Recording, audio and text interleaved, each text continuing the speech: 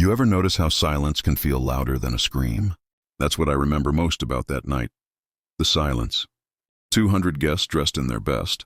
Music dying mid-note, champagne glasses halfway raised. And the sound that replaced it all. The crack of my father's hand across my face. It echoed through the hall like thunder. I was 32 years old, standing beside the groom's table with a red mark burning on my cheek, and 200 pairs of eyes watching. My brother's wedding, and my father's humiliation. He didn't just slap me. He erased me in front of everyone. My name's Cooper Hale, and that night wasn't the first time my father made me feel small. It was just the first time he made sure the whole world saw it too. I grew up working, not for allowance, not for fun, to survive. Stocking shelves at the corner store before school, mopping floors after, while my brother Mark, the golden boy, slept late, drove Dad's car and called me the backup son. When I turned 18, I moved out with nothing but an old backpack and a promise to myself that one day I'd build something no one could take from me. It took 10 years. 10 years of skipped meals, double shifts, and winter so cold I could see my breath inside the room. But I did it. On the edge of town, where the woods start to swallow the road, I built a small cottage. Brick by brick, board by board. My sweat in the walls, my hope in every nail. It wasn't big, but it was mine. A place where no one yelled. No one demanded. No one compared me to Mark. But peace never lasts long in my family.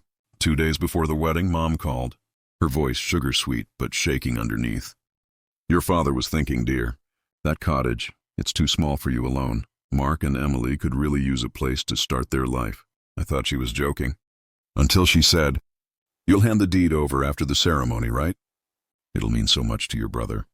My grip tightened around the phone. I heard Dad's voice in the background.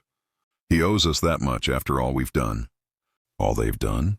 They'd taken everything from me since the day I was born, and now they wanted my home too. The wedding hall glowed gold that night. Crystal lights, a live quartet, Mark smiling like a prince. I stood near the back, half hidden behind a column of roses so thick their perfume made my throat sting. That's when I felt a hand grab my wrist. Mom. Her nails dug into my skin. Don't make a scene, Cooper. Just hand him the papers after the toast. My voice shook. It's not yours to give. Dad appeared beside her, eyes cold, jaw tight. Everything you have, boy, came from me. Don't you dare forget that. My heart pounded in my ears. For a second I was 12 again, standing in that same voice's shadow, believing I'd never be enough. But not tonight. Not after everything I'd bled to build. I pulled my arm free. The red marks on my wrist glowed like proof of everything I'd endured. Then the music slowed. People turned. Dad stepped forward. He raised his glass. Then his hand. The slap landed hard, sharp enough that my teeth cut my lip. Blood, metallic and hot, filled my mouth. The room froze. Mark's smile vanished. Mom whispered, "How dare you embarrass us like this?"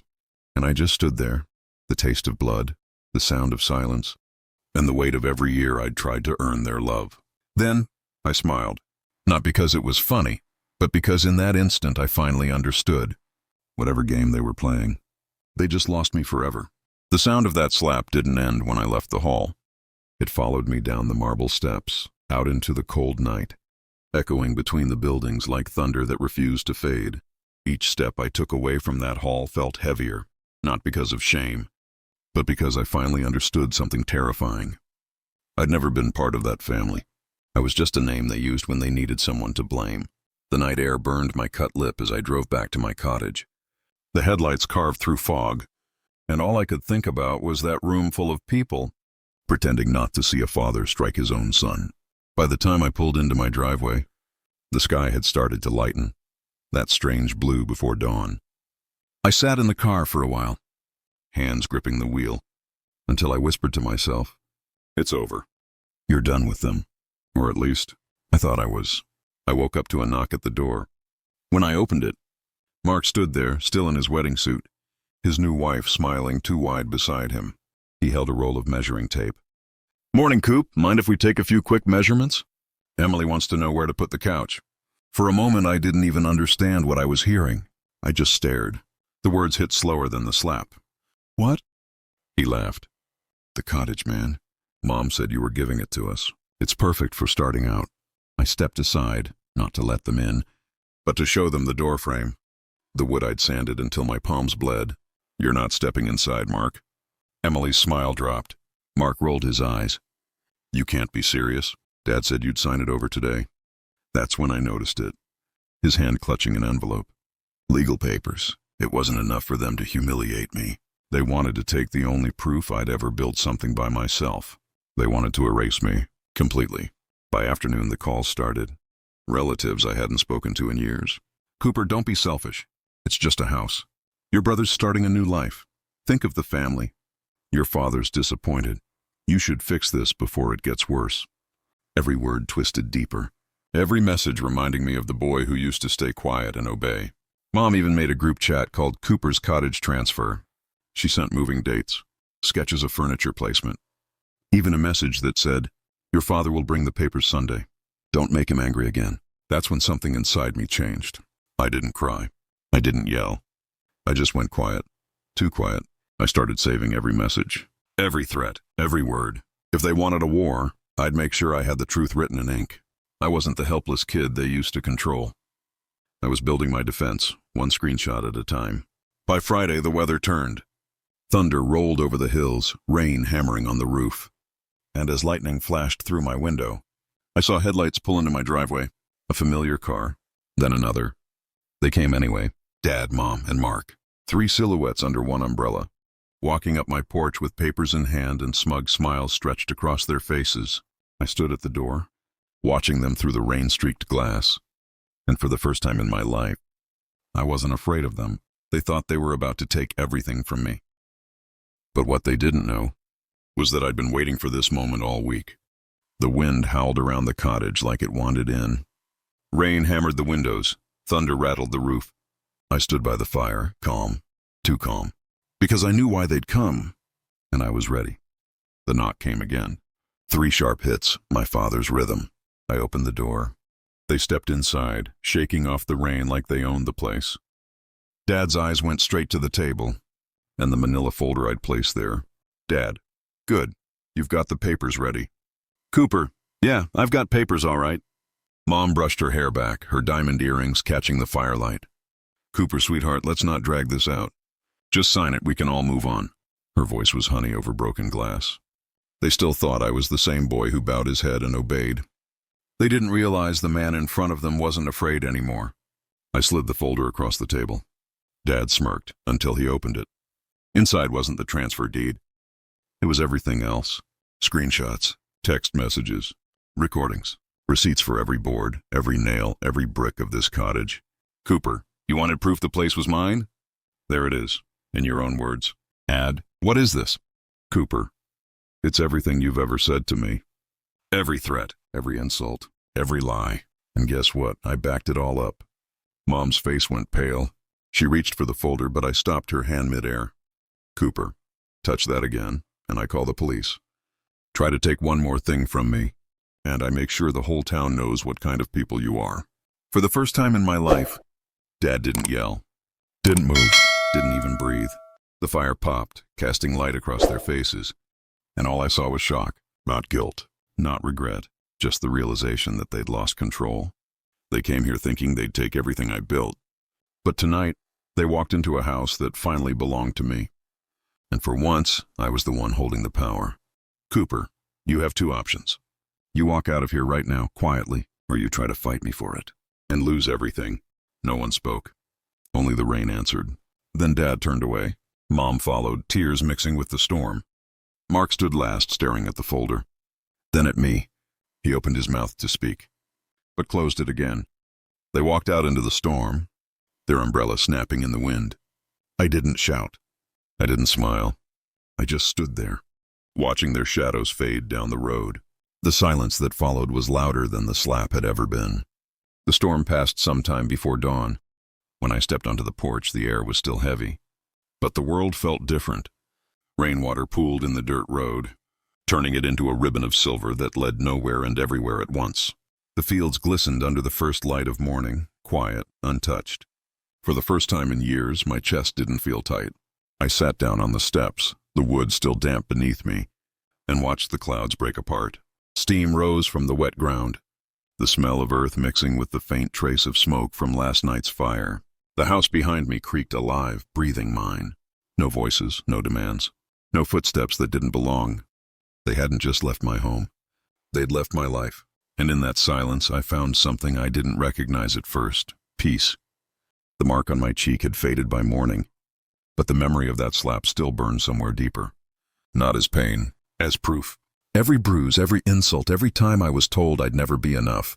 They had all built this moment. The quiet victory. The freedom that doesn't need to be announced. I walked around the cottage slowly, running my hand across the beams I'd raised myself. The same wood they tried to claim, the same walls they thought were theirs. But these walls had listened to every promise I made in the dark, and they knew whose name was written in the sweat beneath the paint. Later that day, I went into town. The sky had cleared to a pale blue, soft and almost new. I stopped by the old library, the same one I used to sit in when I couldn't afford books. The roof had been leaking for years, so I used a part of my savings to fix it. Not for recognition, not for charity, but because sometimes when life finally gives you peace, you have to pass a little of it on. When they asked if I wanted my name on a plaque, I said yes.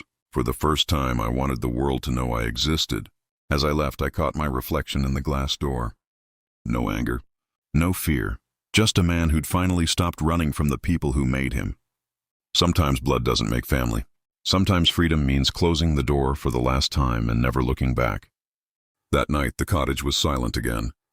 But it wasn't the heavy kind of silence I grew up with. It was clean. It was safe. It was mine. And for the first time in my life, I didn't need their approval to feel alive. Another story ended. Another scar turned to strength. And somewhere in that quiet, I finally understood what home truly means. Months slipped by quietly. The cottage aged with the seasons, its wood a little darker, its walls a little wiser. Cooper's life moved at a pace he had never known before. Slow, steady, peaceful.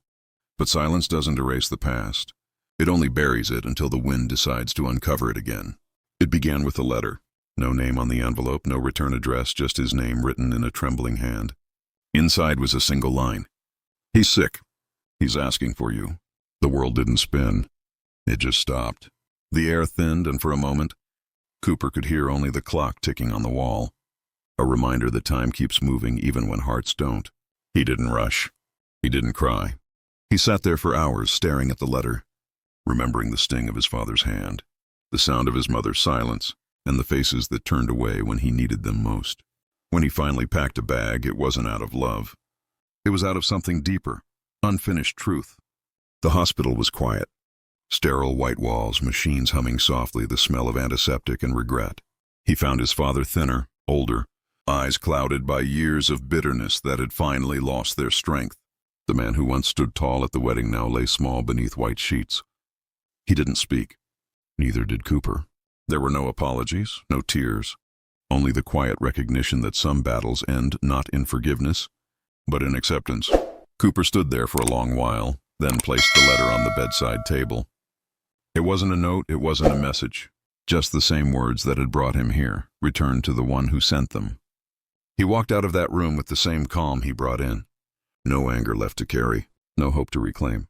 Outside, the sun was setting, the sky painted in slow-burning orange, the same color it was on the day everything fell apart.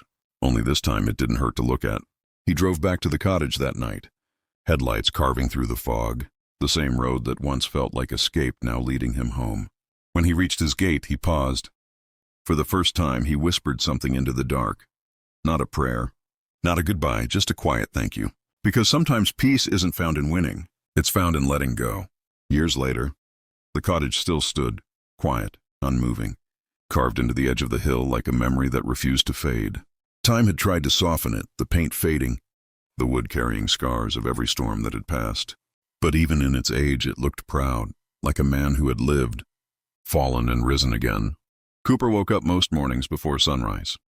The world was still asleep then, only the sound of wind brushing against the trees and the smell of damp earth after the night's rain. He'd light the small fire, boil a pot of water, and sit on the porch with his mug. It wasn't luxury, it wasn't wealth, but it was peace. And peace, he had learned, was the most expensive thing a man could ever own. Sometimes he'd think back to that night, the slap, the silence, the faces frozen in judgment. It used to haunt him. But now, when it came, it didn't sting. It reminded him how far he had come, how deep he had walked through fire and still found calm on the other side. He had forgiven them, not because they deserved it, but because carrying their hate was like dragging chains through his own home. One morning, he even received a letter. His mother's handwriting, shaky, uncertain. It wasn't an apology, not really. Just a few lines about how the house felt empty, how Mark had moved to the city, how his father's voice had grown quiet. He folded the paper neatly, placed it in a drawer, and left it there. He didn't need answers anymore. He didn't need their validation. The silence he once feared had finally become his peace. The garden had grown thick now. Wildflowers wrapped around the wooden fence, and the smell of rosemary drifted through the air. He had planted every seed himself, each one a promise that something could still grow after ruin. Neighbors often stopped by. People who had once whispered about him in town now came seeking his advice. He fixed fences, patched roofs, repaired tools, not for money, but because he understood what it meant to be broken, and how it felt when someone finally reached out a hand. One evening, as the sun sank low and the hills turned gold, a boy came to the door, small, frightened, eyes wide with the kind of pain Cooper recognized instantly, the kind you learn too early. The boy said he'd run away, that his father shouted too much, that nobody cared. Cooper didn't ask for details. He just stepped aside and let him in. He made him tea, wrapped him in a blanket, and said nothing. Words weren't always what saved people. Sometimes it was just presence. The boy fell asleep by the fireplace, his small hand clutching the edge of the couch. Cooper watched the firelight dance on the walls and felt something stir deep inside. Not sorrow, not regret, but purpose. He saw himself in that boy, the version of him that used to wait for someone to stay. And in that moment, he realized that life had quietly come full circle. The pain that once crushed him had shaped him into someone who could now give others what he never had. Safety, warmth, understanding. The night grew colder, but inside the cottage felt alive. The walls seemed to hum softly, the wood creaking like an old friend sighing in relief. Cooper stepped outside. The air was crisp, the stars spilling over the sky like scattered diamonds. The hill below glowed faintly in moonlight. The wind moved through the trees, whispering against the roof. The same sound that had once made him feel small now felt like a lullaby. He walked out to the garden, barefoot on the cool earth, and looked toward the old oak tree that marked the edge of his land. Beneath that tree lay years of struggle, buried dreams, and the man he used to be. He could almost see his younger self there, standing in the rain, cheeks red from tears, vowing to never let them break him again. "Thank you," he whispered, his voice low but steady, "for not giving up." A breeze moved through the branches, almost like a reply. The next morning the boy woke to sunlight spilling across the floor. The smell of fresh bread filled the air. Cooper was already outside, chopping wood, the rhythm steady and calm. When the boy asked if he could stay a little longer, Cooper smiled. "Stay as long as you need," he said. Days turned into weeks. The boy started helping with the garden, feeding the hens, fixing small things. Laughter began to return to the cottage, something it hadn't known in years. Cooper realized that sometimes healing doesn't arrive as grand gestures. It comes quietly, through small routines, shared meals, silent understanding. Eventually the boy left, back to the world that had once scared him. But this time he didn't look afraid. Cooper stood at the gate, watching him walk down the path until he disappeared beyond the trees. Then he turned back toward the house, toward the life he had built piece by piece. He wasn't lonely anymore. The silence didn't feel empty. It felt earned. That evening he lit a lantern and sat on the porch as twilight faded into night. The air shimmered with the scent of pine and smoke. The hills breathed quietly under the stars. Cooper thought about everything he'd lost, and everything he'd gained because of it. He realized something simple, something true. Peace doesn't arrive when the world finally apologizes. It arrives when you stop needing it to. The world had taken years from him, years filled with noise, guilt, and longing. But in return, it gave him clarity, strength, and a home no one could ever take again.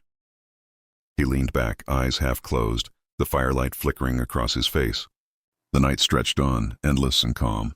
Somewhere in the distance, an owl called out. The wind rustled the trees one last time. Cooper smiled. Not because everything was perfect, but because finally, it didn't need to be.